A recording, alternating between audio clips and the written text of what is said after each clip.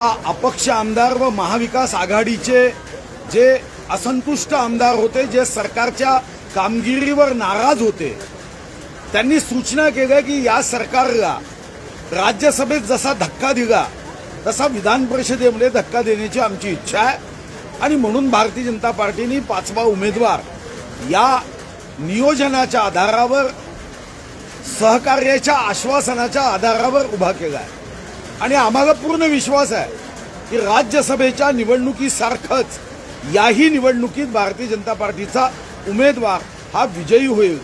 विकासाच्या शत्रूसंगे युद्ध आमुचे सरू ही भावना घेऊन आम्ही काम करतो। एकनाथ खडसेंनी काही भाजपच्या आमदारांना फोन केले होते। 30 वर्ष ते भाजपमध्ये होते।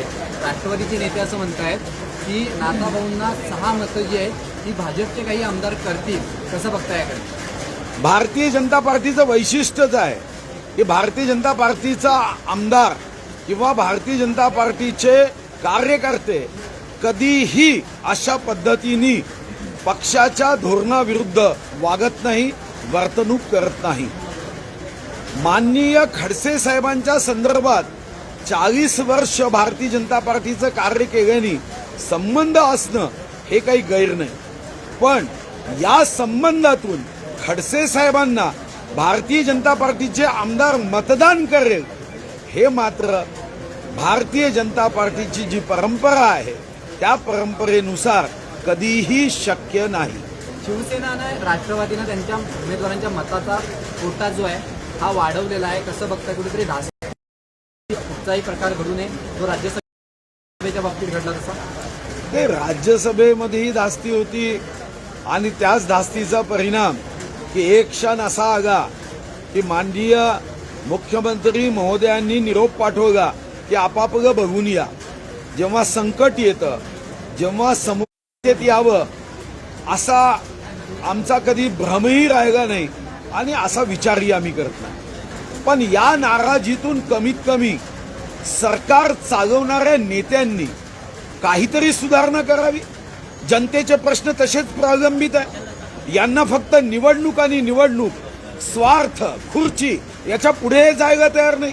आज जनतेचे अनेक प्रश्न प्रलंबित असताना पूर्ण 2.5 वर्षात फक्त आणि फक्त दारूच्या संदर्भातले निर्णय घेणे म्हणजे राज्याची प्रगती, उन्नती हा एक चुकीचा भ्रम या सरकारमध्ये होता, तो उतरला पाहिजे। हा माज संपला पाहिजे। हा अहंकार आणि गर्वाचं हरण झालं पाहिजे। हे या निवडणुकीच्या मागची भूमिका आहे। बहुजन विकास आघाडीची मतं महत्वाची आहेत। प्रवीण दरेकर हितेंद्र ठाकूरांना काही दिवसांपूर्वी भेटायला गेले होते।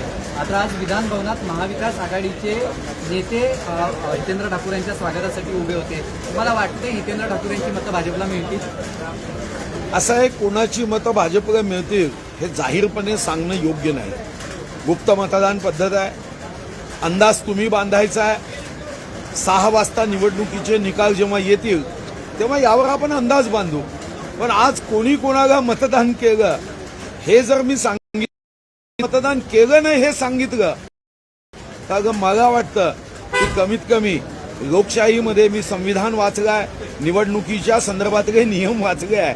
अशा पद्धतीने नाव घेऊन कोणी कोणाला मतदान केलं किंवा कोणी केलं नाही एवढा राजकीय निरक्षर मी नहीं। विकास आघाड़ी और विशेष रूप से अपक्षों में बहुत असंतोष है। 2.5 साल से ज्यादा ये सरकार यहाँ है, मगर जनता के सेवा में, जनता के हित में कोई काम सरकार ने किया नहीं। और यहाँ पे जनता के हित के बजाय दारू के बारे में कई निर्णय हुए, ऐसे ऐसे अचंभित करने वाले निर्णय हुए कि जनता के जीवन का प्रमोशन नहीं हुआ, मगर मोहे के फूल से बनने वाले देशी दारू को इन्होंने प्रमोशन दिया और कह दिया कि अब इसको देशी दारू नहीं कहेंगे, विदेशी कहेंगे। ऐसे दारू के प्रमोशन देने वाले ये बेवड़ों को समर्पित सरकार है और ऐसे सरकार से जनता को अब पूरे बारे में जो कानून हमारे देश में बनाया गया है, ये गुप्त मतदान है, किसने किसको वोट ये बताना, ये राजकीय निरक्षरता है और इसलिए इस विषय में मैं जाना नहीं चाहूंगा। काँग्रेसचे सुबोध साय यांनी सांगितलं की मोदी हिटलरची मौत म्हटलं असं त्यांनी वक्तव्य केलं। असं आहे की काँग्रेसवाल्यांना आता बोलताना कोणतेही भान राहिलं नाही. विसर्जित केली पाहिजे. सुबोध कांत हे महात्मा गांधींच्या स्वप्नाला आकार देण्यासाठी करताय.